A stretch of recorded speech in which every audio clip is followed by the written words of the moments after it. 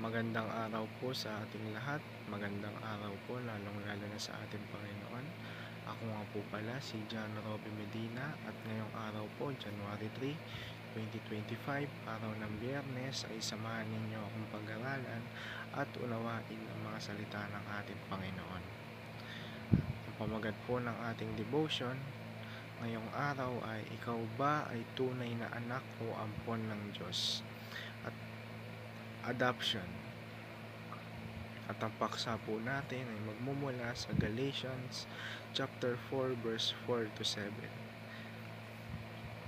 Sinasabi po rito, But when the set time had fully come, God sent His Son, born of a woman, born under the law, to redeem those under the law, that we might receive adoption to sonship.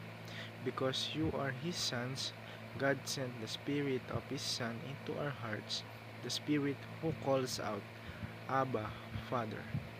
O sa Tagalog naman po, subalit nang dumating ang ganap na kapanahunan, isinugo ng Diyos ang kanyang anak na ipinanganak ng isang babae at ipinanganak sa ilalim ng kautusan, upang tubusin ang mga nasa ilalim ng kautusan, upang matanggap natin ang pagkupkop bilang mga anak, at sapagkat kayo'y mga anak, isinugo ng Diyos ang espiritu ng kanyang anak sa ating mga puso, na sumisigaw, Abba, Ama.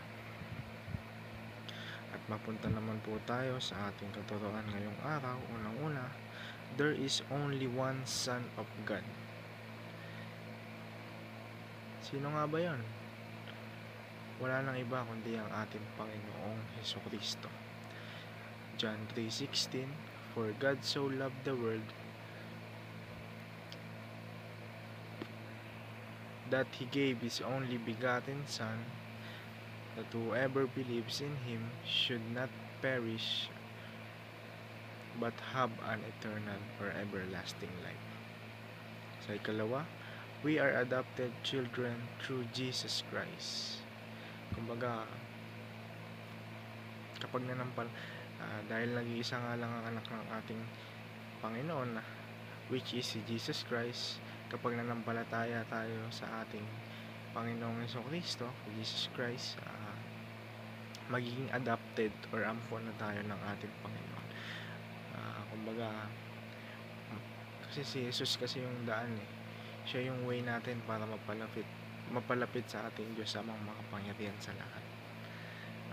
Magiging anak na rin tayo once na buong tinanggap natin ang ating Panginoong Hesukristo.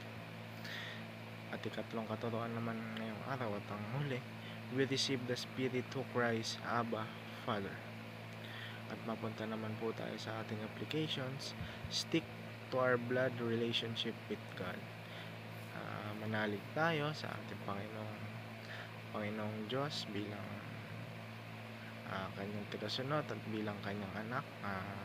Manalig tayo sa kanya. Sa ikalawa, rely on our union with Christ. Mag-rely tayo sa ating ugnayan sa ating Panginoon or pag-iisa ng ating Panginoong Hesukristo sa atin. At ang huli, live a spirit-led life as evidence of adoption. At para tapusin ang ating devotion ngayong araw, tayo po'y manalangin. Heavenly Father, thank you for sending your one and only Son, Jesus Christ, to make me your child through Him. I have been adopted into your family and I can call you Abba, Father. Thank you for the Spirit who lives in me, reminding me of my relationship with you and guiding me every day. Help me to stay close to you, knowing that I am loved and secure in Christ. Teach me to rely on my union with Him and follow the Spirit's lead as proof of my adoption. Let my life reflect my identity as your child. In Jesus' name I pray, Amen. Yan lamang po. Maraming salamat po sa inyong pakikinig.